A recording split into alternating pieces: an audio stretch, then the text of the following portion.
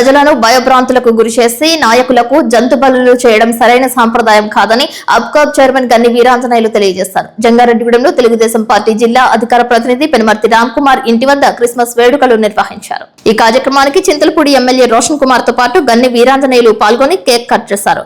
ఈ కార్యక్రమానికి విచ్చేసిన నేతలను రామ్ కుమార్ దంపతులు శాలువాతో సత్కరించారు. పలువురు సమస్యలు పరిష్కరించాలంటూ ఎమ్మెల్యే రోషన్ కుమార్ ను కోరారు.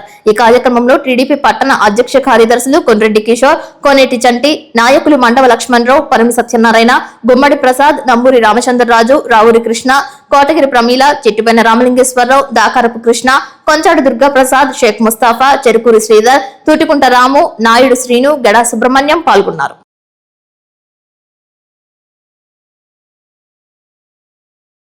మీడియా సోదరులందరికీ కూడా నమస్కారం.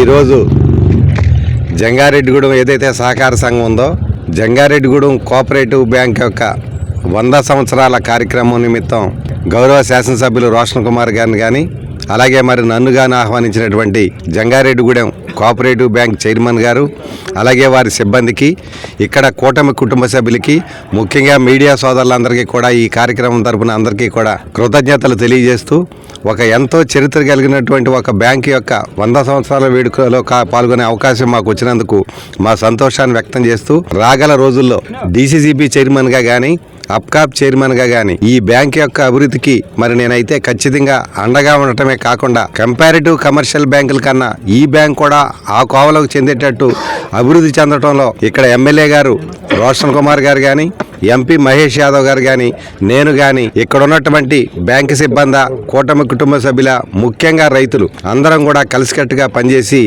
ఈ బ్యాంకుని జిల్లాలోనే, ఎందుకంటే జంగారెడ్డిగూడెం అంటే పీడిగా అభివృద్ధి చెందినటువంటి ప్రాంతం ఏదైనా మన ఉమ్మడి పశ్చిమ గోదావరి జిల్లాలో ఉందంటే అది జంగారెడ్డిగూడెమే. వాటితో పాటు ఈ కోఆపరేటివ్ బ్యాంకును కూడా స్పీడ్గా అభివృద్ధి చేయడంలో మేమంతా కూడా కలిసికట్టుగా కృషి చేస్తామని చెప్పి మీ అందరికీ కూడా తెలియజేసుకుంటూ, ప్రజాస్వామ్య దేశంలో మనం ఉన్నప్పుడు ప్రజలందరికీ కూడా ఒక మంచి సిగ్నల్ వెళ్ళే స్టేట్మెంట్లు మనం ఇవ్వాలి తప్ప, నువ్వు జంతు బలి ఇస్తావా లేకపోతే మేకపోతే నరికేస్తావా, మీకంతా కూడా మేమంతా కూడా పబ్లిసిటీ ఇప్పించడం తప్ప దానివల్ల ఎంత భయంకరంగా ఉంటుందో ప్రజలందరూ కూడా ఒకసారి ఆలోచించాలని చెప్పి నేను ప్రజలందరినీ కూడా కోరుతా ఉన్నాను. కూటమి ప్రభుత్వంలో మేము ఉన్నందుకు గర్వపడతా ఉన్నాం. నిన్న కూటమి ప్రభుత్వం ఏదైతే తీసుకుందో, ఇటువంటి పనికిమాలిన వేషాలు వేసేటువంటి ఎవరైనా సరే, పార్టీలకైతే ఏ పార్టీ అయినా సరే, ఖచ్చితంగా రాబోయే రోజుల్లో ఇటువంటి కార్యక్రమాలన్నీ కూడా మామూలుగా ఊరేగించారు. నా సలహా అయితే బట్టలు ఓడదీసి కడరాలతో ఊరేగించాలి వాళ్ళందరినీ కూడా. ఎందుకంటే అలా ఊరేగిస్తేనే ఈ కార్యక్రమాలు, ఇటువంటి మరి ఆటవీ కార్యక్రమాలన్నీ కూడా మరి అంతం పలుకుతూ ఉంటుంది. ఖచ్చితంగా ఇది వార్నింగ్ మాత్రమే. రేపటి నుంచి అయితే ఇటువంటి కార్యక్రమాలు చేసి ఏ రప్పారప్ప బ్యాచ్ అయినా సరే స్టేషన్లో పెట్టి రప్పారప్పాడిచ్చే బాధ్యత కూటమి ప్రభుత్వం తీసుకుంటుందని, అటువంటి కార్యక్రమాలు చేసే వాళ్ళందరినీ కూడా హెచ్చరిస్తా ఉన్నాం.